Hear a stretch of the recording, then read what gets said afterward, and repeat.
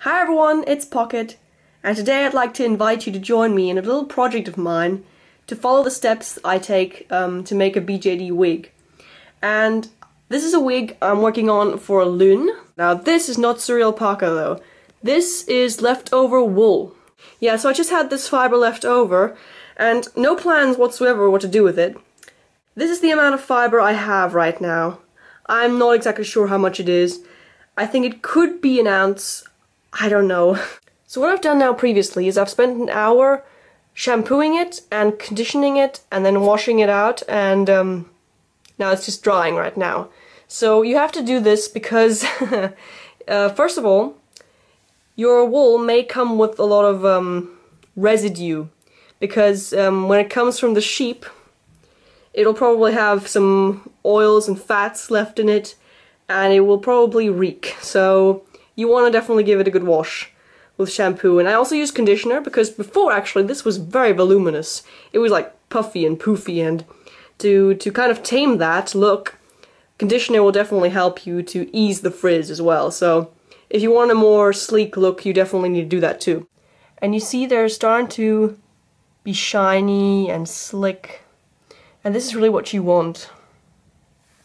They're a really nice color. This wool has got like grey roots, and towards the end it fades into like a blonde, which is beautiful in my opinion. It's a beautiful color. It's also very unique. So I'm just going to be carrying you through the process of dyeing it, because I think many people shy away from doing that because it's tricky. It's a simple process, but it takes a lot of work. And so I'm just going to be showing you how I do it. And so maybe you can try it out yourself if you've got fiber you want to turn into a wig. If you've got wool, or if you've got cereal alpaca. It will work on cereal alpaca too. Although that sometimes, you know, is a bit tricky.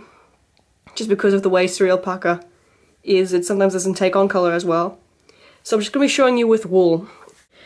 Okay, let me show you my setup, my dyeing setup. Here I've got some aluminium foil, which I've just taped down to my floor, because I'm doing this on the floor so that I have enough space. And this is where I'm going to be dyeing the fiber. You want something which you have no problem dyeing on. You want a surface that is not too rough, something that's smooth, and something that will not slip. That's why I taped it down. Be careful not to get any dye on anything other than what you're trying to dye. Now I've got a board here, and this is a board I use for multiple purposes.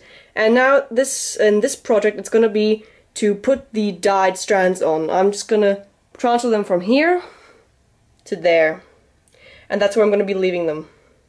It's not a problem because I can wash the board afterwards, and it's kind of already mucked up, so it's like my artist's board I use for all purposes. All-purpose board. Do recommend.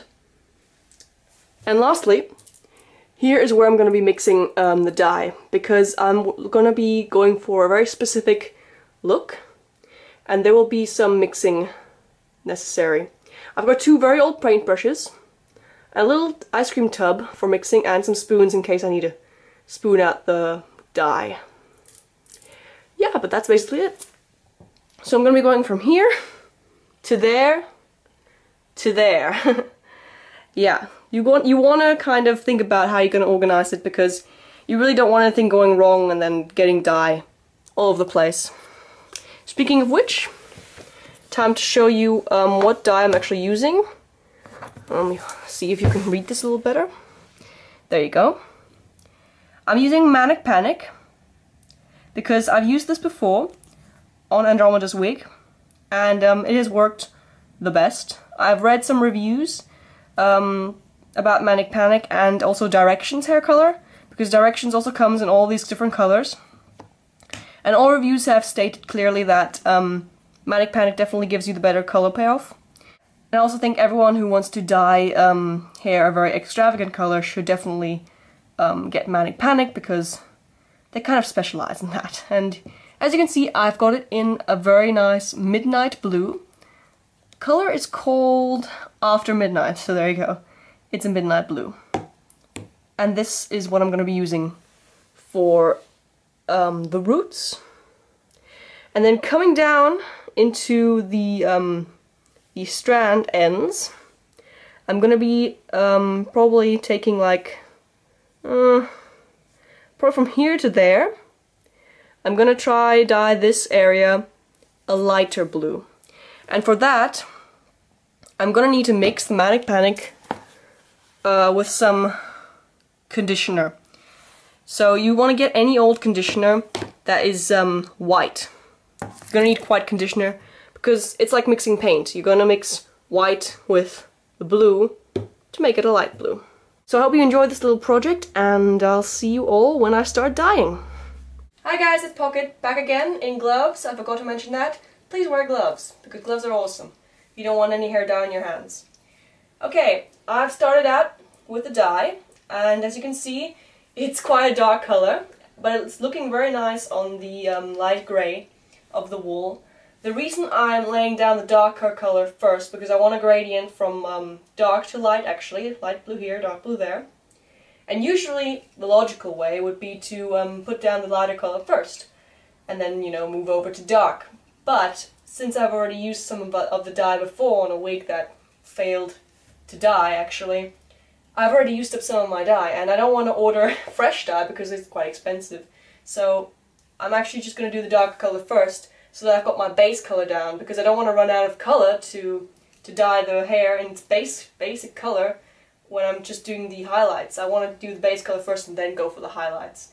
So that's the only reason I'm doing the darker color first. I'm just scared I'm going to run out of paint or hair dye.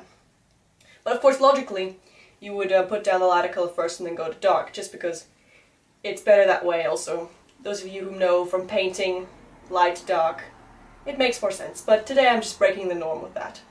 Okay, so this has turned out quite well. Now I'm going to show you how I dye it.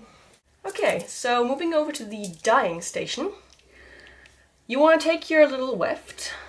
It's very important, by the way, to section off your hair into kind of strands called wefts, because then it makes it a lot easier to grab one section out to dye, so you can just kind of do it one after the other. If your hair is quite loose and you can't really divide it naturally, like with wool, you know, it kind of sometimes it felt at the top together, and you've got already a weft like this. Makes it easier. But with like alpaca, you just want to section it off, you know, so that you've got wefts that you can dye.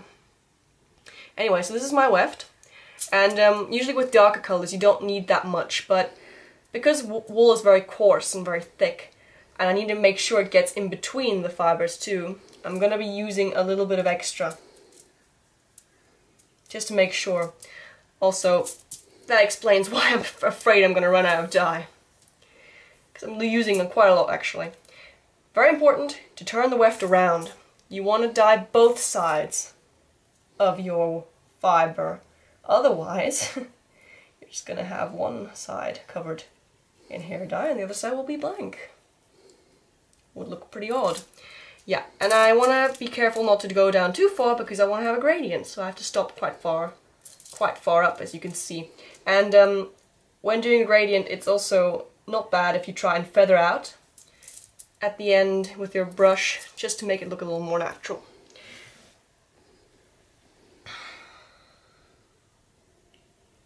But then again, that's something you can't control. You can't control the way the dye will come out. You can only try and dye it as best as possible.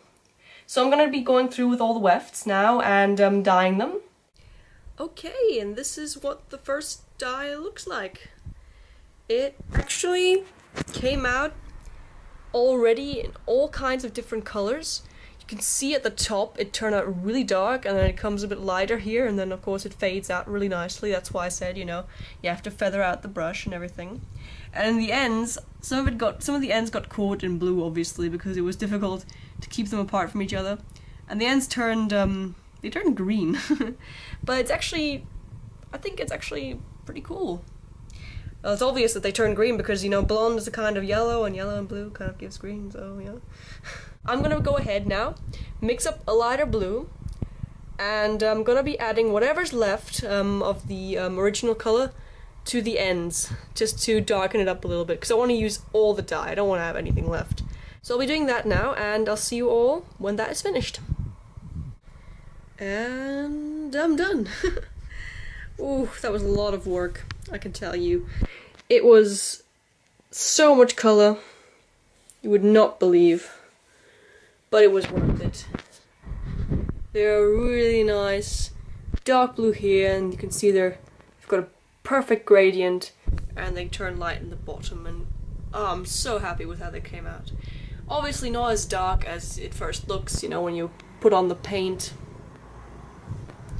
But good enough for me, definitely. I think it's gonna be such a nice wig. Let me just see which one's the best. They all turn out differently, eh? It's quite amazing. This one's pretty good. See, it's blonde to blue, blue to blonde. Well, it was a fun little project, I have to say. It was a lot of fun doing this. It was a lot of work too, but if you want something to be good, gotta invest the time.